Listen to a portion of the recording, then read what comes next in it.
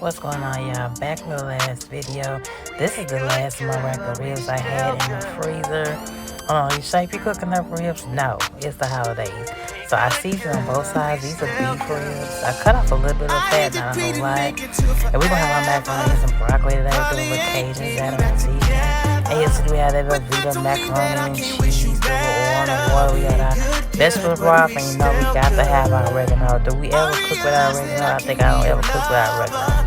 Right, we get through about 2 servings of broccoli. We're throwing oregano in our macaroni and cheese.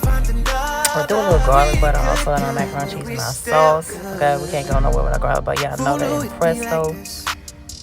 Nah, we good. We good. Good eating. Good eating. I know. You know what I'm saying? I make your mouth water. I know. Subscribe, like, comment. Talk to y'all later.